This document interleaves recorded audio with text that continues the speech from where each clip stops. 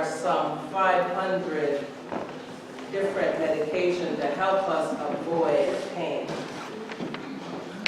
And we have countless number of over-the-counter drugs, prescription drugs, natural remedies, herbs, bath, bush, acupuncture, to help us to avoid pain.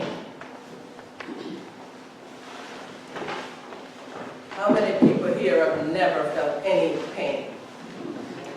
Never. Don't know. Okay, awesome. I'm talking to the right audience. Just checking. Pain can be physical or emotional. Many of us followed that painful U.S. election for 18 long, dreadful months. And few anticipated the ending. Some describe the ending as a shocking, crushing, painful loss. Pain that millions could not bear, and so apparently Canada immigration website was crashed. Millions of people trying to escape the pain of a Trump presidency. For those who couldn't get through Immigration Canada, they head to maplematch.com, the latest online dating to help Americans fall in love with a Canadian to escape the pain of the Trump presidency. Maplematch.com, if anybody is interested in recommending that to their American loved ones. Pain is serious. It's unpleasant and it's very human. Like the pain of a broken relationship, divorce, betrayal, cancer, death, loss of loved ones. One thing we know for sure, that if you're human, you will experience pain. As humans, we emerge from labor because I've never met anyone who didn't have pain in childbirth. And as you age, there is more pain. Few people are aging without pain. Is there anybody who's aging and don't have a little bit of ache here, ache there, pain here? Awesome, speaking to the right audience. And so we're born in pain, and we die with pain and aches and so forth. And so today we're going to pause with pain, because we can't avoid pain. Jesus in Luke 23, 33, 43 has much to teach us about pain. As a church, we have been reading from the Gospel of Luke for several months.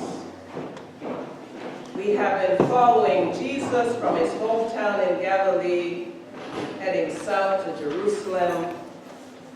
Jesus has been on the move south since Luke 9, chapter 51, verses 51. We journeyed with Jesus through the wilderness to the synagogue, where he delivered his first liberating and offensive sermon. We saw him calling, forming, and sending his disciples out to be agents of his new movement. And we saw Jesus in action, up close and personal, serving the kingdom of God to those he met on the way, to strangers, to enemies, friends, and foes, serving justice, wholeness, love, peace, mercy, forgiveness, grace. And today in Luke, the journey has come to a tragic and horrifying end, because Jesus is nailed to a cross. The text says when they came to the place that is called the skull, they did what? What did they do? When they came to the place that is called the skull, they crucified him with the criminals.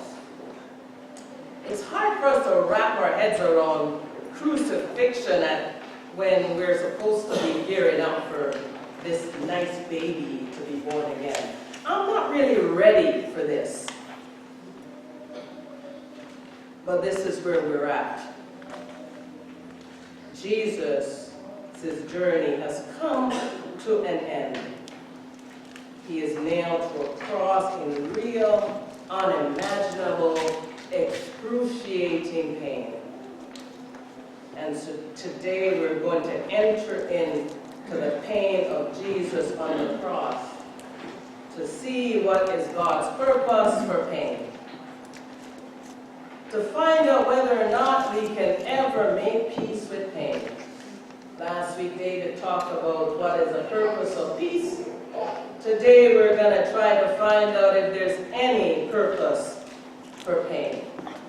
Is there any gain in pain? And so we're going to dwell in Luke to see what this text has to say to us this morning. Jesus has arrived to his final destination. He is in Jerusalem.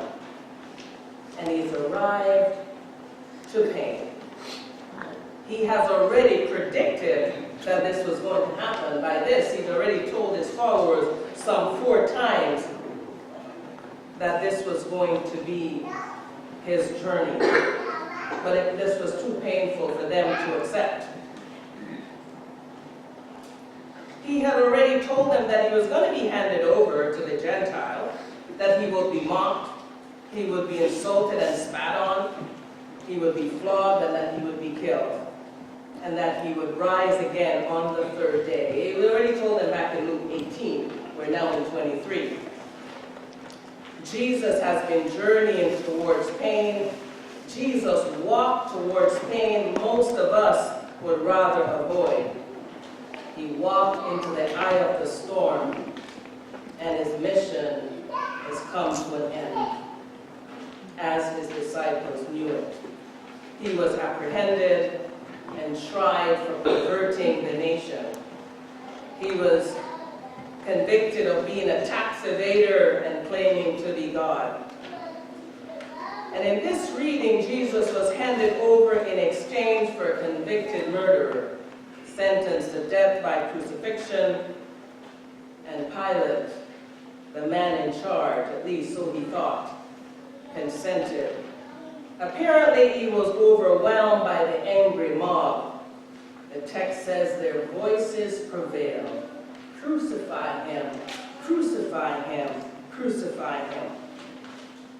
And Jesus is led away in chains in a parade of pain to be crucified at a place called the Skull.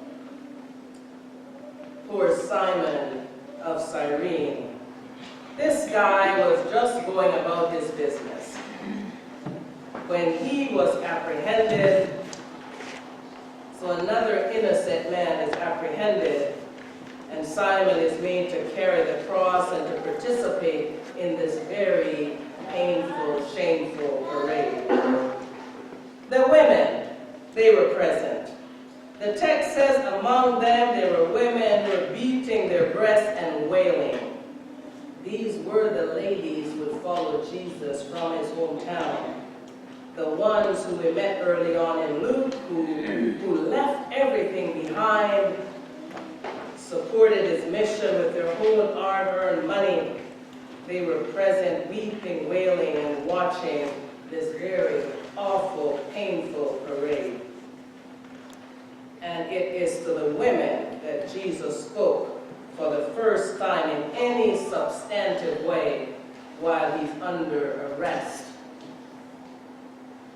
He says, "Daughters of Jerusalem, do not weep for me, but weep for yourselves and for your children, for the days are surely coming when they will say, 'Blessed are the barren,' while walking in pain." Jesus prophesied. He prophesied to the women. He prophesied the rightful reign and the judgment of God over the current situation. he turned to the women and reminded them that this was not the end, that God would somehow, some way intervene. He prophesied a radically different reality than the present. He prophesied a kind of a destruction, but also a renewal when things would be destroyed but made new again. In the midst of the pain, Jesus prophesied to the reign of God, to God at work, even in the midst of pain, and when situation seems hopeless and desperate. In the midst of pain, Jesus did something else. And we see this in verse 34. He prayed. He prayed. In the midst of the pain and the anguish, Jesus prayed for his enemies. What did he say? Father, forgive them, for they do not know what they are doing. He prayed for the leaders of the establishment. He prayed for the synagogue leaders. He prayed for those who opposed his message, who brought charges against him. He prayed for the soldiers who mocked him, the soldiers who said, well, come off the cross. The ones who offered him sour wine and says, if you are the king of the Jews, save yourself. He prayed for the convicted criminal by his side who joined in the mocking. Well, if you are the Messiah, well, save yourself and save us too. He prayed for his own disciples. He prayed for Judas, who betrayed him, who stabbed him in the back and sold him out. He prayed for Peter, his beloved Peter, his bosom buddy. Perhaps from the cross, he could see Peter's back running away from the cross. And he prayed for those who abandoned him, for those who he loved, who he fed, who he formed. Father, forgive them, for they do not know what they're doing.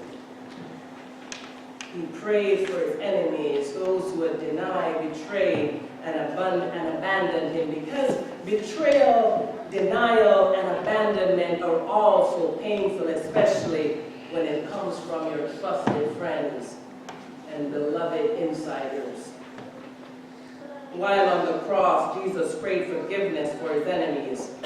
He put his own teachings into action from a painful cross, surrounded by his enemies, by the haters, and by his abusers.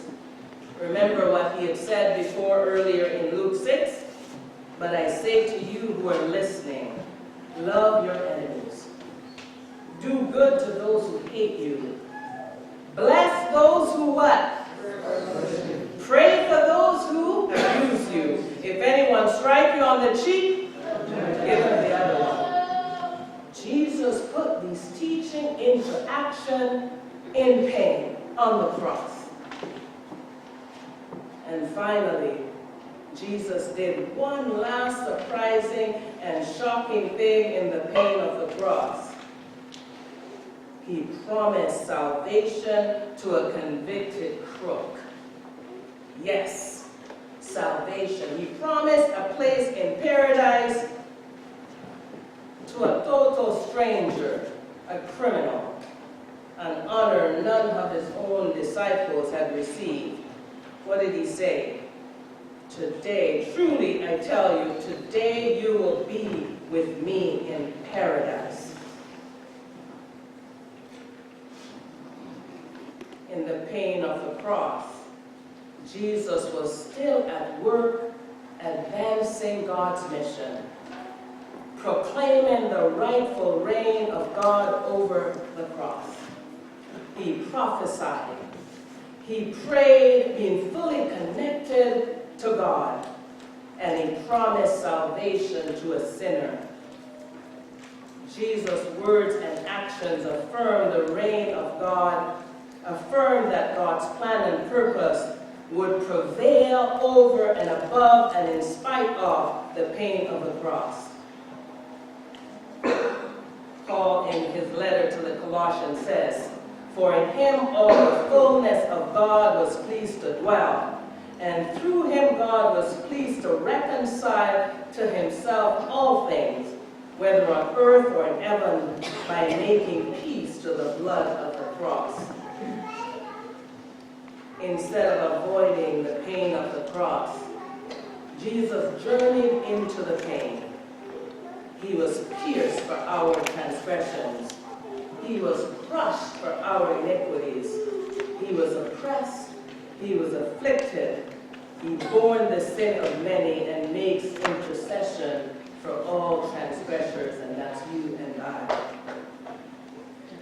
What is the purpose of pain? Can we make peace with pain? Is there any gain in pain? I have good news. Jesus has showed us the way in Luke 23. He showed us the way on this Christ the King Sunday, and as we get ready for Advent. Today we have been given a pathway to make peace with pain. Jesus' response to pain gives us new hope and permission to make peace with pain that we will not escape. And so this morning, Luke is inviting us to do something quite extraordinary and radical, and I believe outside of our natural capacity. We are being called to follow this Jesus, to trust God when we are faced with pain, real or emotional, whether it's pain from death, loss of a job, loss of our careers, loss of our health to cancer, betrayal, abandonment. You know the whole gamut of the source where pain can come from. As believers, we are being called to prophesy in our pain and in confidence that the hand of God is present and at work despite the agony of our pain. We are being called to prophesy the truth of God, that the pain that we are experiencing is simply not the end. Pain does not get the last word. And that this pain that we are in is drawing us deeper in the very presence of God. This pain that we're experiencing and helping us to surrender ourselves fully, to be still and know the power of God, so that we can see and be led by the grace and the goodness of God at work even while we are experiencing pain. We can prophesy to the reality that the pain is leading us to a radical renewal that is beyond our imagination or comprehension. That yes, indeed, in pain and in turmoil, God is at work pushing us towards new life and new possibilities that is beyond our imagination.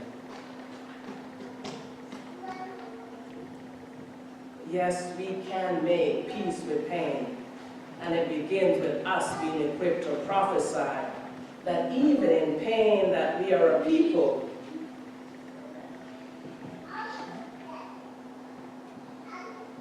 who allows God to work in us, and to affirm that even in our pain that no weapon that is formed against us shall prosper. We are people who are called to prophesy that even though we might be hard-pressed on every side, but we're not crushed. Even though we might be perplexed or confused, we're not in despair.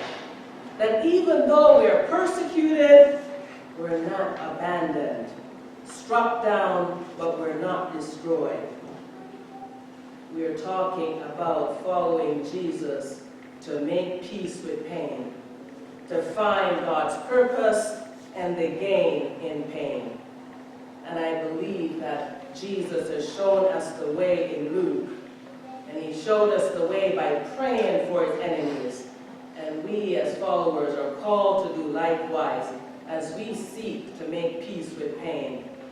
This is certainly not easy, but we are called to pray for those who cause us pain, for those who sabotage us, for those who want to harm us, for those who betray us, exclude us, and abuse us. We're called to pray for our enemies, even when we are in deep and agonizing pain. Because that's what believers are called to do. That's what it means to be a chosen people, a holy nation, God's own possession, the people called out to serve and to follow this Jesus. We're called to pray for our enemies, but sometimes we are our worst enemy. Amen. Sometimes the enemy is actually right in the mirror looking back at you. And so we need to forgive ourselves first, to make peace with the pain in our own lives, to make peace with the pain from our past, to make peace with the pain from our mother, our father, our aunts and uncles, to make peace in the house of God and amongst believers. We are called to make peace with ourselves, because mercy must begin with ourselves and at home. Jesus showed us the way, and we are called to follow him. Finally, from the cross, Jesus, a near dead man, promised salvation to a crook. He offered new life to a convicted criminal. Jesus was confident about his destiny, and so he promised a stranger a place with him in God's kingdom.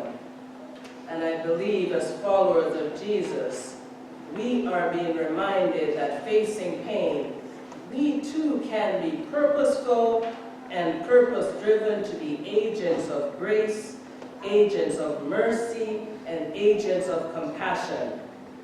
And that's what happened yesterday when about 14 of us and a baby ventured across the street to Black Creek Community Health Center to learn about how we can better care for each other by finding out about all the assets that we have in our community.